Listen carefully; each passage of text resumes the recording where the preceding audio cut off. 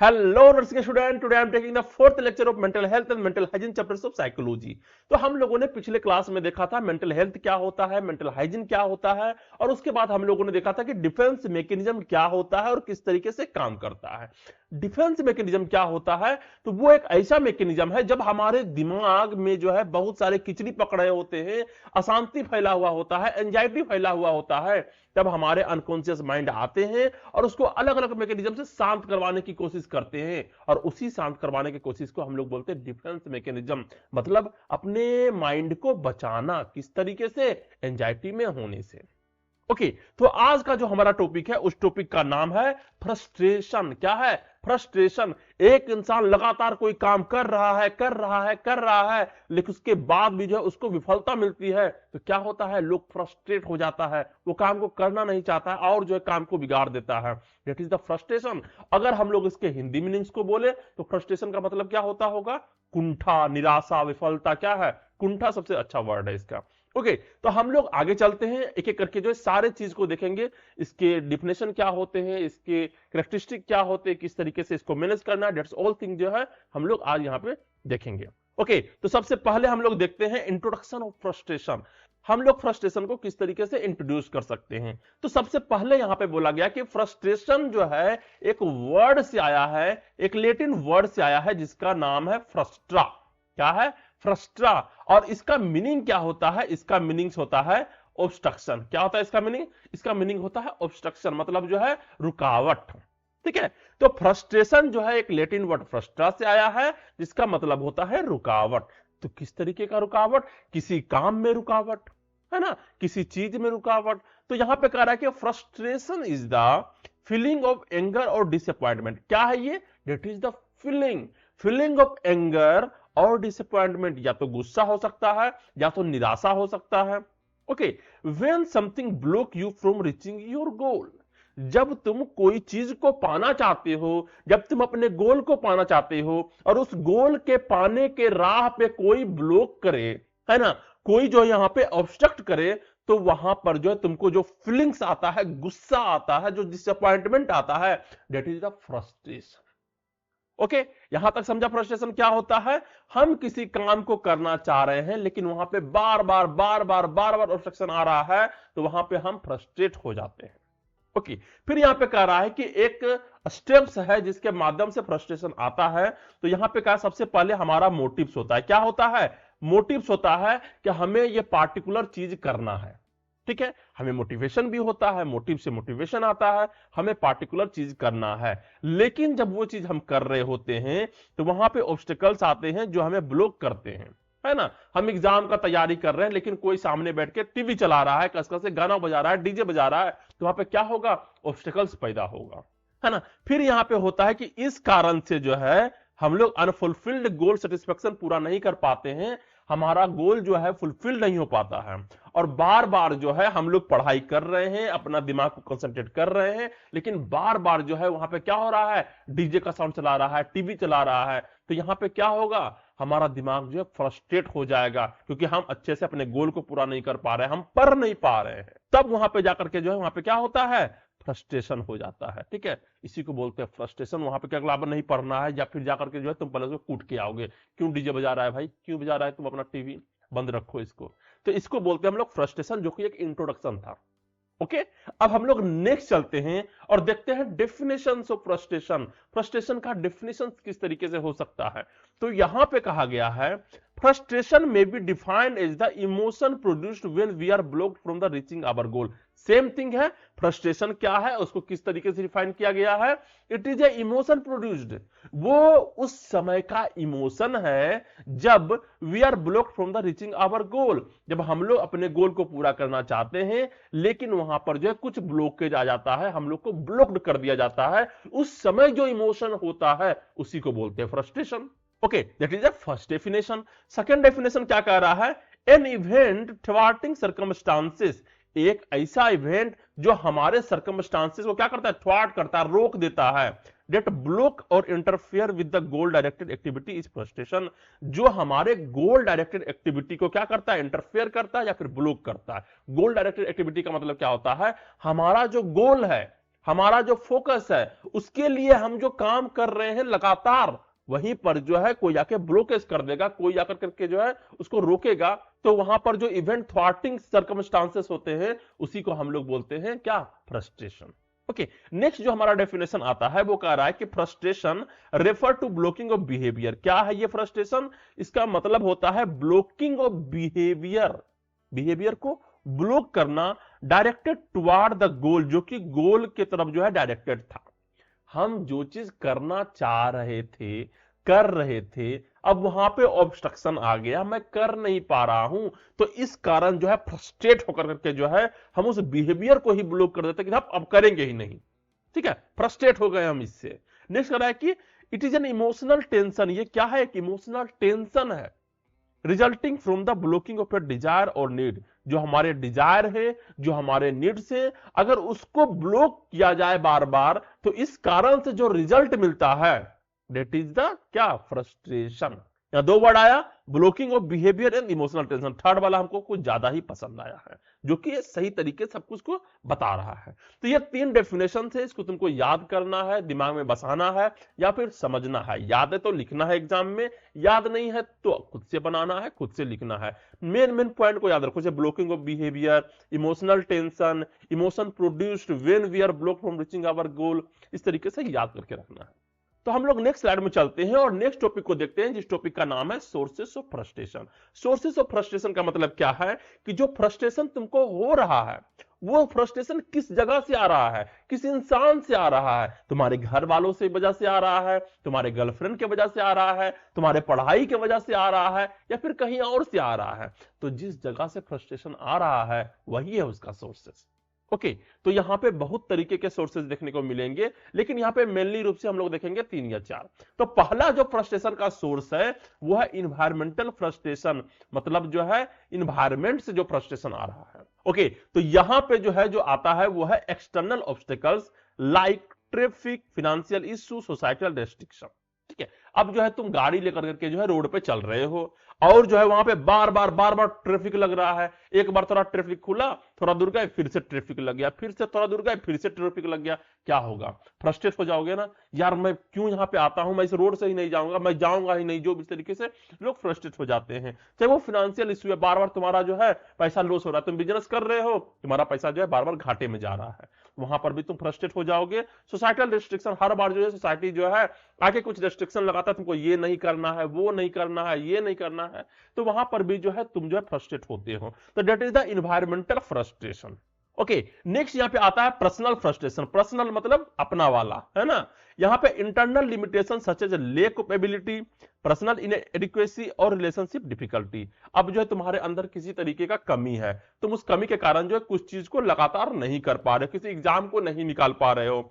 Personal inadequacy है, मतलब जो है अपने अंदर जो है बहुत सारे जो है कमी है, अपने आप को सही तरीके से जज नहीं कर पा रहे हो। या फिर कोई रिलेशनशिप डिफिकल्टी है, बार बार घर में जो है लड़ाई करते हो, घर में जाते हो काम करके जो है, फिर उसके बाद जो है लड़ाई झगड़ा शुरू हो जाता है, या फिर तुम कोई भी रिलेशनशिप में हो वहां जो है लड़ाई झगड़े हो रही है, तो तुम उसमें फ्रस्ट्रेट हो जाते हो और क्या करते हो, हमें ब्रेकअप करना है, हमें तलाक करना है, इस तरीके की चीजें जो है होना शुरू हो जाता है।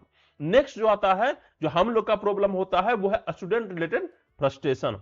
अब स्टूडेंट को कौन सा फ्रस्ट्रेशन होता है? आजकल कुछ दूसरा वाला फ्रस्ट्रेशन हो रहा है। यहां पे कह रहा है कि caused bye academic pressure. Academic pressure मतलब यहां पे क्या कह रहा है कि तुम बार बार पढ़ाई कर रहे हो लेकिन फेल हो रहे हो, पढ़ाई किस तरीके से कर रहे हो। फिर यहाँ पे एग्जाम के रिलेटेड फ्रस्ट्रेशन आता है, डेडलाइन के रिलेटेड, असाइनमेंट बनाना है इतना टाइम के अंदर और तुम बना नहीं पा रहे हो, एक ही दिन में जो है 10 से 15 असाइनमेंट बना के तुमको जमा करना है, फ्रस्ट्रेट हो जाओगे। नेक्स्ट है पीयर एक्सपेक्टेशन, जो तुम्हारे साथी हैं वो तुमसे कुछ ज्यादा ही एक्सपेक्टेशन रखते हैं और तुम उसमें फेल हो रहे हो बार बार, तो वहां पर भी क्या होता है, फ्रस्ट्रेशन जो देखने को मिलता है। ओके, नेक्स्ट यहां पे आता है conflict induced frustration. Conflict induced frustration ये क्या होता है? इंटरनल और external conflicts that create indecision and stress. या तो वो एक्सटर्नल या फिर एक्सटर्नल कंफ्लिक्ट है। कंफ्लिक्ट का मतलब क्या था? लड़ाई। अब अंदरूनी लड़ाई चल रहा होता है अपने अंदर, या फिर बाहर में कंफ्लिक्ट चल रहा होता है, इससे क्या होता है, स्ट्रेस पैदा होता है। जैसे कि work place issue and competing goals. Work place issue, जहां तुम काम करते हो वहां पे कुछ लड़ाई चल रहा है, किसी चीज का गोल है, उसको पाने के लिए जो सब लोग मिलकर के प्लानिंग कर रहे हैं और प्लानिंग फिर से फेल कर रहा है। तुम कहीं घूमने जा रहे हो, घूमने का प्लान बन गया, लास्ट में आके बोलता है कि मैं नहीं जाऊंगा, तो ऐसे ऐसे चीज जब होते हैं तो लोग फ्रस्ट्रेट हो जाते हैं और फिर कुछ करना नहीं चाहते हैं। तो ये 4 तरह के सोर्सेस ऑफ फ्रस्ट्रेशन है, जो कि बहुत आसान है, अपने दिमाग में रख सकते हो, खुद से बना के लिख सकते हो, लेकिन इसका नोट्स जरूर बनाना है, क्योंकि मैं नीचे जो है डिस्क्रिप्शन में डाल दिया हूं। ओके, नेक्स्ट हम लोग चलते हैं और यहां पे देखते हैं सिम्टम्स ऑफ फ्रस्ट्रेशन। जब लोग फ्रस्ट्रेट हो जाते हैं तो क्या करते हैं, क्या करते हैं लोग जब फ्रस्ट्रेट हो जाते हैं? तुम जब फ्रस्ट्रेट हो जाते हो तुम क्या करते हो बताओ? ध्यान से देखो, ध्यान से समझो मैं क्या करता हूं, वही सब चीज को लिखना है। तो यहां पे कुछ जो है हम लोग सिम्टम देखेंगे। पहला सिम्टम होता है फिजिकल साइन के रूप में। फिजिकल साइन में क्या होता है? फेशियल एक्सप्रेशन ऑफ डिस्प्लेजर, मतलब यार मैं अब नहीं करूंगा, मेरा मूड एकदम पूरा सड़ गया, एकदम खराब हो गया, मैं नहीं करने वाला हूं। दूसरा होता है फिंगर और फुट टेपिंग। क्या होता है? जब लोग फ्रस्ट्रेट होते हैं ना, वो क्या करेंगे, उंगली को बजाने लगेंगे, है ना, टेबल पे जाएंगे उंगली बजा रहे हैं, पैर को ठप ठप ठप ठप कर रहे हैं। इस तरीके की चीज जो है फ्रस्ट्रेशन में जो है लोग करने लगते हैं। नेक्स्ट है throwing hand in the air, हाथ को जो हवा पे, नहीं मेरे से नहीं होगा, इस तरीके से जो है फ्रस्ट्रेशन में जो है लोग करते हैं। ओके, नेक्स्ट यहाँ पे आ रहा है बिहेवियरल रिएक्शन। बिहेवियरल रिएक्शन में क्या होता है? विड्रॉल। अब कहेगा कि नहीं अब मेरे से नहीं होगा, विड्रॉ कर देगा, जो भी चीज वो करना चाह रहा था वो विड्रॉ कर देगा, या फिर अकेला रहना शुरू हो जाएगा। एग्रेशन, गुस्सा, रूड बिहेवियर, मतलब कोई भी तुमसे प्यार से बात करेगा तुम उसको डांट के रख दोगे, that is the rude behaviour. Regression, है ना, बहुत ज्यादा गुस्सा होना, फिर जो है पछतावा होना, इस तरीके की चीज जो होती है। एपेथी, दूसरे के प्रति जरा सा भी सिंपैथी नहीं होना, इस तरीके से अलग अलग चीजें जो है देखने को मिलता है, संवेदना नहीं होता है। तो ये जो है सिम्टम्स ऑफ फ्रस्ट्रेशन है ना, ये बिहेवियरल रिएक्शन है। नेक्स्ट है हमारा इमोशनल इंपैक्ट। इमोशन पे क्या इंपैक्ट पड़ता है? एंगर, गुस्सा, रिडायरेक्ट फ्रस्ट्रेशन, बिना मतलब का फ्रस्ट्रेशन रहेगा, अपना फ्रस्ट्रेशन दूसरे पे उतार देना है, दूसरे को डांट करके जो उसको फ्रस्ट्रेशन में ला देना है। फिर लॉस ऑफ कॉन्फिडेंस, अपने अंदर जो कॉन्फिडेंस नहीं होता है। एंड सेल्फ फुलफिलिंग फेलर, अपने आप के चीजों को खुद से पूरा नहीं कर पाने का जो है गम होता है ना। फिर 4 आता है, अगर सीवियर इफेक्ट में फ्रस्ट्रेशन पहुंच गया तो यहां पे मेंटल सिम्टम देखने को मिलता है, like a depression, anxiety, guilt, fear, emotional disturbance, पूरे तरीके से जो है उसका इमोशन का डिस्टर्बेंस हो जाता है। तो ये था कुछ सिम्टम्स ऑफ फ्रस्ट्रेशन, जो कि फ्रस्ट्रेशन के बाद हमें देखने को मिलता है। तो हम लोग नेक्स्ट स्लाइड में चलते हैं और नेक्स्ट टॉपिक को देखते हैं, जिस टॉपिक का नाम है मेजर्स टू ओवरकम फ्रस्ट्रेशन। ऐसे कौन कौन से मेजर्स हैं जो हम ले सकते हैं अपने फ्रस्ट्रेशन से ओवरकम करने के लिए, मतलब उससे निजात पाने के लिए। तो जो सबसे पहला यहाँ पे बोल रहा है वह है प्रॉब्लम सॉल्विंग अप्रोच। किस तरीके से जो है हम अपने प्रॉब्लम को सोल्व कर पाते हैं। आखिर तुम्हारा प्रॉब्लम है क्या? पहले प्रॉब्लम को जानो तो सही, तब तो प्रॉब्लम को सोल्व कर पाओगे। तो identify the root cause and find a rational solution. सबसे पहले जो है प्रॉब्लम के रूट काउज को जानो कि प्रॉब्लम का मेन जड़ क्या है, तभी तुम उसके सॉल्यूशन को निकाल पाओगे। ओके, उसके बारे में सोच पाओगे। ओके, नेक्स्ट यहां पे आता है कोग्निटिव रीस्ट्रक्चरिंग। कोग्निटिव रीस्ट्रक्चरिंग यहां पे क्या कहता है कि change negative thought patterns and develop a positive outlook. कोई कोई इंसान क्या होता है ना कि हर एक चीज के प्रति जो उसका निगेटिव रहेगा, ये नहीं होगा तो क्या होगा, है ना, छोटे छोटे दाने को जो है वो बड़ा बड़ा जो है वो क्या करते हैं, पाइल्स बना के रख देते हैं। वो नहीं करना है, पहले सोचो किस तरीके से जो ये हमारा ठीक हो सकता है, इसका थॉट पैटर्न को चेंज करो, पॉजिटिव से जो है निगेटिव से जो है पॉजिटिव में लेकर के आओ। ठीक है, ये चीज हो सकता है, हम इसको कर सकते हैं। तो इस तरीके से जो है तुम जो है फ्रस्ट्रेशन से बाहर आ पाओगे। थर्ड जो होता है वो है टाइम मैनेजमेंट। टाइम मैनेजमेंट का मतलब क्या होता है? Prioritise task effectively to reduce stress and avoid procrastination. अब तुम कोई चीज का तैयारी कर रहे हो, कोई एग्जाम का तैयारी कर रहे हो, ओके, एग्जाम की तैयारी करते समय जो है तुम टाइम मैनेजमेंट नहीं कर रहे हो। तुम्हारा गोल होना चाहिए कि मेरे को 1 घंटे में इतना आंसर बनाना है, इतने क्वेश्चंस को बनाने हैं, लेकिन तुम जो है आराम से जो है बैठे हुए हो, एग्जाम दे रहे हो, और जो है वहां पे बैठ करके कभी रील्स देख रहे हो, कभी मम्मा से बात कर रहे हो, कभी कुछ कर रहे हो, कभी गर्लफ्रेंड से बात कर रहे हो। तो इस तरीके से जो है तुम्हारा गोल पूरा नहीं होगा, और गोल पूरा नहीं होगा तो तुम्हारा क्या होगा, फ्रस्ट्रेशन आएगा। तो सबसे पहले तुमको टाइम मैनेजमेंट करना है कि कितना बजे तक जो है हमको ये काम करना है, फिर कौन सा काम करना है, फिर कौन सा काम करना है, पूरे तरीके से टाइम को बांटो, तब जो जाकर के जो है तुम्हारा फ्रस्ट्रेशन लेवल शायद कम हो सकता है। ओके, नेक्स्ट यहां पे जो देखने को मिलता है वो है इफेक्टिव कम्युनिकेशन। कम्युनिकेशन को सही तरीके से रखो, express concern and clarify misunderstanding. ठीक है, जो तुम्हारा कंसर्न है, जो तुम्हारे प्रॉब्लम्स है, वो तुमको बताना है। किसको बताना है? जानने वाले को, पेरेंट्स को, टीचर्स को, जिसको भी है उसको बताओ कि what's your concern, what's your problem. After that जो है तुम जो है तुम्हारा फ्रस्ट्रेशन को कम कर पाओगे, क्योंकि बताने से क्या होता है, गम धीरे होता है, घटता है। ओके, नेक्स्ट यहां पे करा emotional regulation, practice relaxation technique. क्या करना है? रिलैक्सेशन टेक्निक का प्रैक्टिस करना है, लाइक डीप ब्रीदिंग। जब तुमको बहुत सारा फ्रस्ट्रेशन हो जाए तो सांस लो एक बार पूरा कस के, उसके फिर छोड़ो, फिर लो, फिर छोड़ो, तो ऑक्सीजन बहुत ज्यादा मात्रा में जाएगा तो तुम्हें थोड़ा राहत मिलेगा।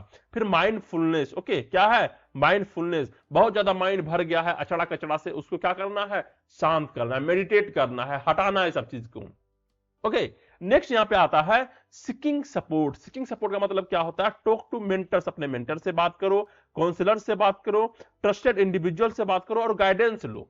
ठीक है, कि सर मेरे को ऐसा हो रहा है, मैं क्या करूं, है ना? ऐसे बात करना है, जाके पेरेंट्स से बात करना है, टीचर से बात करना है, मैं बार बार फेल हो रहा हूं, सर मेरे को ये प्रॉब्लम हो रहा है, मैं यहां अटक गया हूं, मैं कैसे इसको सोल्व कर पाऊं। ओके, ये बात करना है। नेक्स्ट 7 नंबर का आता है वो है adapting flexibility. Adapting flexibility, accept changes and be willing to modify goals when necessary. तुम्हें जो है जरूरत के हिसाब से अपने आप को चेंज करना है, अपने सिचुएशन के हिसाब से तुम्हारे गोल के प्रोसेस को भी चेंज करना है, एंड विलिंग टू मॉडिफाई गोल, गोल को मॉडिफाई करना है जहां तक जो नेसेसरी है। ओके, नेसेसरी के हिसाब से जो तुम उसको मॉडिफाई करो, गोल करो, तरीके बदलो ताकि तुम अपने गोल को पा सको। ओके, नेक्स्ट यहां पे देखने को मिलता है self care and healthy lifestyle. Healthy lifestyle रहेगा तभी तो तुम अपने गोल को पूरा कर पाओगे। तो यहां पे एंश्योर प्रॉपर स्लीप लेना है, 6 से 8 घंटे का स्लीप, एक्सरसाइज रोज करना है, and diet for mental wellbeing, और अच्छा डाइट लेना है ताकि जो है तुम एक मेंटली हेल्दी पर्सन बन सको, है ना? तो that's all are the measures to overcome frustration है। इसको थोड़ा याद रखना है, दिमाग में रखना है, किस तरीके से चीजें छोटे छोटे करके मैंने बनाया है, और इसको तुमको नोट भी करना है। ओके, नेक्स्ट हम लोग चलते हैं और यहां पे देखते हैं डीलिंग विथ फ्रस्ट्रेशन। फ्रस्ट्रेशन से डील कैसे किया जाए। सेम चीज है, थोड़ा सा अलग तरीके से इसको बताया गया है, बस जो है सेम चीज है। क्लियर कम्युनिकेशन फर्स्ट है।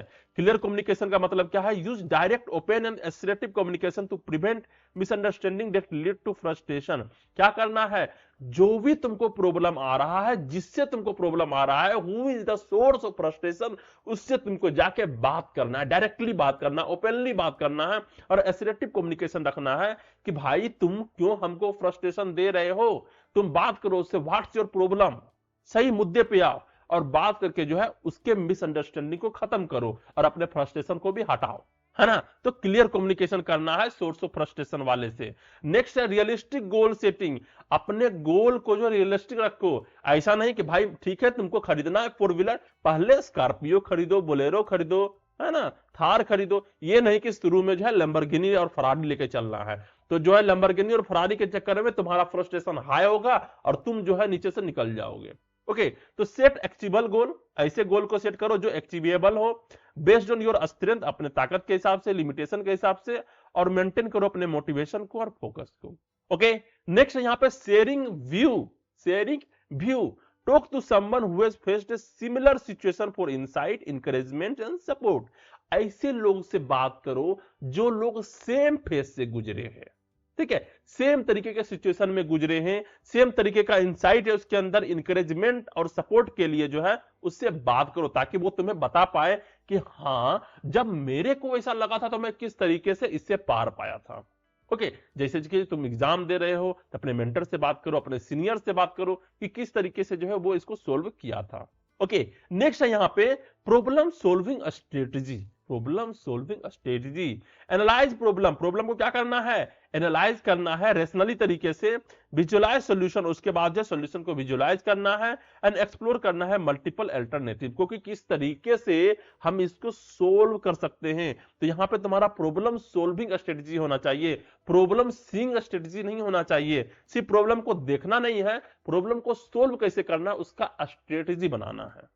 ओके, नेक्स्ट यहां पे है रिलैक्सेशन टेक्निक। तुम्हें कुछ रिलैक्सेशन टेक्निक रखना है, जैसे कि प्रैक्टिस करना है डीप ब्रीदिंग को, मेडिटेशन को, योगा को। That's all are the thing through which जो है हम लोग डील करते हैं फ्रस्ट्रेशन से। नेक्स्ट हमारा आता है 6 नंबर में, वो है जर्नल राइटिंग।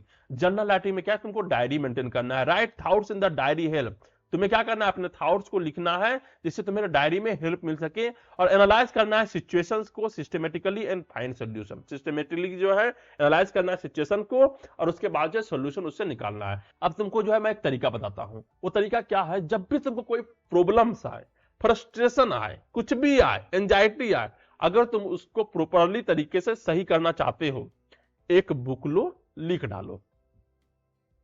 क्या करना है? लिख डालना है। अब लिख डालने का मतलब नहीं कि मन में हाँ मेरे को ये प्रॉब्लम है, ये प्रॉब्लम नहीं भाई, तुम कॉपी लो, डायरी लो, लिखो वहां पे मेरे को ये प्रॉब्लम है, इस लड़के ने मेरे को गाली दिया, इस लड़की ने मेरे को छोड़ दिया, वो लड़की ये है, वो है, वो है, वो लड़का वो है, वो है, वो है, सब लिखो।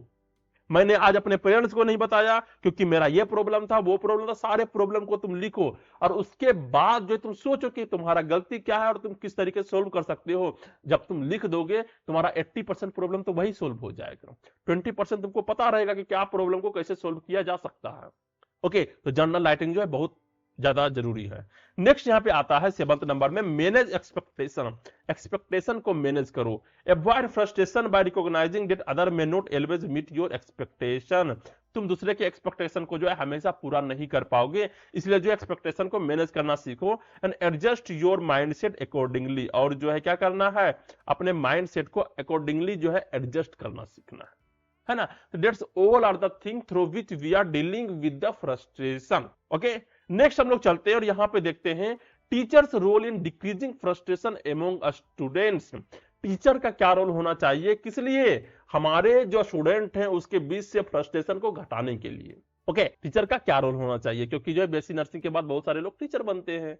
नेक्स्ट यहां पे दिया जाता है बिल्ड पॉजिटिव रिलेशनशिप। सबसे पहले क्या है, अपने स्टूडेंट के बीच में जो है एक पॉजिटिव रिलेशनशिप रखना है, निगेटिव नहीं, पॉजिटिव वाला। यहां पे क्या कर रहा है, foster a supportive and trusting teacher student bond. हमें जो है अपने टीचर पे विश्वास होना चाहिए, टीचर को भी जो है अपने बच्चे पे भरोसा होना चाहिए कि हाँ ये जो है अगर प्रॉब्लम लेके आएगा तो मैं किसी भी तरीके से जो है उसको सोल्व कर दूंगा। ओके, तो इस तरीके का जो है पॉजिटिव रिलेशनशिप होना चाहिए ताकि जो है स्टूडेंट अपने टीचर से बात कर सके। नेक्स्ट है प्रोवाइड लर्निंग एड्स। उसको जो है सही सही तरीके से, अलग अलग तरीके से जो है उसको पढ़ाना है, चाहे वो विजुअल तरीके से हो, ऑडिटरी तरीके से हो, या भी इंटरेक्टिव टूल के माध्यम से जो है उसके अंडरस्टैंडिंग को इनहांस करवाना है, किस तरीके से तुम अपने अंडरस्टैंडिंग को इनहांस करवा सकते हो। ओके, नेक्स्ट यहां पे आता है 3rd नंबर का, यूज पोलाइट कम्युनिकेशन। क्या है?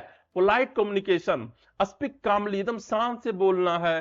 अवॉइड येलिंग एंड स्कोल्डिंग, उसको जो है बहुत ज्यादा डांटना नहीं है, कुछ जो फटकारना नहीं है, ये सारी चीज नहीं करना है। तो पोलाइट कम्युनिकेशन रखना है अपने स्टूडेंट से ताकि वो भी अपने आपके प्रॉब्लम को हमारे साथ शेयर कर सके। ओके, नेक्स्ट यहां पे है 4th नंबर का, इनकरेज एक्सप्रेशन। एक्सप्रेशन के साथ पढ़ाना है, एक्सप्रेशन करने के लिए उसको इनकरेज भी करना है। तो help student articulate their frustration effectively. Help करना है स्टूडेंट को ताकि वो अपने फ्रस्ट्रेशन को इफेक्टिवली तरीके से जो आर्टिकुलेट कर पाए। ओके, नेक्स्ट यहां पे आ रहा है 5th नंबर का, promote emotional awareness. Emotional awareness को प्रमोट करना है। क्या मतलब इसका? Teach a student to describe their feeling calmly. Means अपने स्टूडेंट को सिखाना है कि किस तरीके से वो अपने फीलिंग्स को डिस्क्राइब कर सकते हैं, कामली तरीके से जो है बता सकते हैं। ओके, ये चीज जो है क्या करना है, हमें अवेयरनेस फैलाना है अपने स्टूडेंट के बीच में। ओके, नेक्स्ट यहां पे आता है 6th नंबर का, वो है guide problem solving. Encourage brainstorming for possible solution. अगर तुम्हारे पास, अगर किसी टीचर के पास कोई प्रॉब्लम सोल्विंग टेक्निक है, कोई ब्रेनस्टॉर्मिंग टेक्निक है, तो वो बच्चे को बताना है कि किस तरीके से तुम उस प्रॉब्लम से निजात पा सकते हो। ओके, नेक्स्ट है 7th नंबर का, टीच प्रायोरिटाइजेशन। प्रायोरिटाइजेशन का मतलब क्या होता है कि हेल्प स्टूडेंट, स्टूडेंट को हेल्प करना है assess whether an issue needs action और कैन लेट बी गो। क्या होता है कि जब कोई प्रॉब्लम्स आते हैं तो जरूरी नहीं है कि हमें हर एक प्रॉब्लम से निपटना है। सबसे पहले देखना है जिस सॉल्यूशन को हम पाना चाह रहे हैं क्या वो सॉल्यूशन मेरे लिए जरूरी है, या फिर जो मेरा गोल है वो गोल जरूरी है या फिर जाने दे, है ना। ऐसा नहीं है कि उस गोल के चक्कर में अपने को निपटा लेना है, अपने को नहीं निपटाना है, हमें वो गोल पाना है। और अगर तुमको जो गोल ज्यादा जरूरी नहीं लगता है तो क्यों बेकार का फ्रस्ट्रेशन लेना, उस गोल को ही जाने दो। तो इस तरीके का भी कई सिचुएशन होते हैं लाइफ में जिसमें जो है हमें जाने दो वाला जो है चीजें कहना पड़ता है। ओके, नेक्स्ट हमारा आता है 8 नंबर, सेट अचीवेबल गोल। ऐसे गोल को सेट करो जिसको तुम पा सकते हो, ऐसे नहीं जिसको तुम पा नहीं सकते। ठीक है, अगर वैसे गोल को सेट करोगे जिसको पाना नामुमकिन है तो तुम्हें फ्रस्ट्रेशन ही मिलेगा और कुछ नहीं मिलेगा। तो नेक्स्ट स्टेप कह रहा है कि provide realistic and attainable target to boost confidence, ताकि जो तुम्हारा कॉन्फिडेंस बूस्ट हो चुके, ताकि तुम्हारा जो है कॉन्फिडेंस बूस्ट हो सके। ओके, नेक्स्ट हमारा जो टॉपिक है वो है role of nurse in dealing with frustration. Teacher का तो रोल देख लिया, अब है रोल ऑफ नर्स क्या होना चाहिए फ्रस्ट्रेशन से डील करने के लिए। तो यहां पर जो सबसे पहला है वो है फैसिलिटेटर एंड कम्युनिकेटर। एक नर्स को अच्छे तरीके से फैसिलिटेटर बनना चाहिए और कम्युनिकेटर बनना चाहिए, means help resolve patient day to day concerns and frustration. क्या है कि अब जो पेशेंट है तुम्हारा, उस पेशेंट के डे टू डे कंसर्न क्या है, सर मेरे को दर्द हो रहा है, सर मेरे को माथा चकरा रहा है, सर मेरे को टन टन कर रहा है, अलग अलग तरीके से सिम्टम्स बताएंगे जो तुम पढ़े ही नहीं हो। ठीक है, तो इस तरीके कंसर्न को उसको क्या करना है, रिजोल्व करना है और उसके फ्रस्ट्रेशन को भी खत्म करना है। फैसिलिटेटर का मतलब क्या होता है, तुम्हें उसके चीज को डॉक्टर को बताना है, तुम्हें उसके बात को जो है अलग अलग मेडिकल स्टाफ को बताना है ताकि उसको सोल्व कर पाए, और एक कम्युनिकेटर का काम करना है। ओके, नेक्स्ट यहां पे जो सेकंड आ रहा है वो है एडमिनिस्टर रिलैक्सेशन टेक्निक। उसको जो है एडमिनिस्टर करना है, क्या चीज, relaxation technique like deep breathing, है ना, डीप ब्रीदिंग सिखाना है उसको, मेडिटेट करवाना है एंड स्ट्रेस मैनेजमेंट जैसे चीजों को बताना है कि किस तरीके से जो है वो अपने स्ट्रेस को कम कर सकता है। ओके, नेक्स्ट यहां पे आता है थर्ड नंबर का क्लियर कम्युनिकेशन। कम्युनिकेशन तुम्हारा क्लियर होना चाहिए कि तुम क्या बोलना चाहते हो, क्या कहना चाहते हो। मेंटेन ओपन कम्युनिकेशन, हमेशा क्या रखना है, ओपन कम्युनिकेशन में तुम कोई भी चीज उससे बोल सकते हो। With health care team member, तुम अपने हेल्थ केयर टीम मेंबर से बोल सकते हो, तुम नर्स से बोल सकते हो। ओके, फोर्थ नंबर का जो आता है पेशेंट एडुकेशन। क्या है, पेशेंट एडुकेशन, पेशेंट को भी तो एडुकेशन देना है। Provide information on disease condition, उसका डिजीज कंडीशन क्या है, ओके, उसका डिजीज कंडीशन क्या है, उसका ट्रीटमेंट प्लान क्या है, थ्रू लिटरेचर और ग्रुप थेरेपी। लिटरेचर के माध्यम से, ग्रुप थेरेपी के माध्यम से उसको बताना है कि तुमको जो बीमारी हुआ है वो बीमारी क्या है, किस तरीके से वो ठीक हो सकता है, क्या क्या तुमको केयर लेना चाहिए, क्या डाइट लेना चाहिए, क्या एक्सरसाइज लेना चाहिए, जिसके माध्यम से तुम जल्दी ठीक हो सकते हो। ओके, नेक्स्ट जो फिफ्थ नंबर का आता है वो है कन्फ्लिक्ट रिजोल्यूशन। कन्फ्लिक्ट रिजोल्यूशन का मतलब क्या होता है, act as a mediator between patient families and health care staff. तुम्हें एक जो है मीडिएटर का काम करना है कि तुम पेशेंट के बात को उसके फैमिली को जाकर बताओ कि देखो ये पेशेंट का ये प्रॉब्लम चल रहा है, ऐसे डिजीज में ये सारे सिम्टम्स देखने को मिलते हैं, तो आपको भी जो इसको मैनेज करना होगा, इसको तंग नहीं करना होगा, है ना। फिर जाके हेल्थ केयर स्टाफ को बताना है कि सर इसको ऐसे ऐसे चीजें हो रहे हैं, इसको कैसे ठीक करना है, किस तरीके से इसको मैनेज करना है, और उसके बाद जो उसी तरीके का मैनेजमेंट जो है वो पेशेंट को देना है। ओके, नेक्स्ट यहां पे आ रहा है 6 नंबर का थेरेपेटिक एनवायरनमेंट। थेरेपेटिक एनवायरनमेंट का मतलब क्या होता है, create a supporting and calming atmosphere to minimise frustration. एक ऐसा एनवायरनमेंट बनाना है अपने हॉस्पिटल्स में, पेशेंट के पास, ताकि उसे एक सपोर्टिव एंड कामिंग एटमॉस्फेयर दिख सके और जो उसके फ्रस्ट्रेशन को कम किया जा सके। ओके, नेक्स्ट यहां पे 7th नंबर का है वो है कोऑर्डिनेटेड केयर। कोऑर्डिनेटेड केयर का मतलब क्या होता है, इंश्योर करना है सिस्टमेटिक एंड ऑर्गेनाइज्ड केयर। एक सिस्टमेटिक तरीके से कि पहले क्या करना है, उसके बाद क्या करना है, क्या करना है, जिसके माध्यम से पेशेंट के दर्द में राहत मिल सके।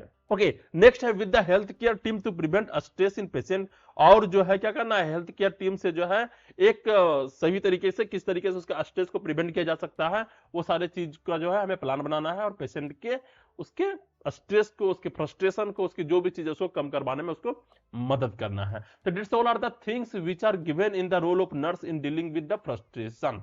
तो हम लोगों ने यहां पे देखा रोल ऑफ नर्स क्या होता है फ्रस्ट्रेशन से डील करने के लिए। तो हम लोगों ने आज के लेक्चर में जो है फ्रस्ट्रेशन के बारे में पढ़ा, जो कि 4th लेक्चर था mental health and mental hygiene का।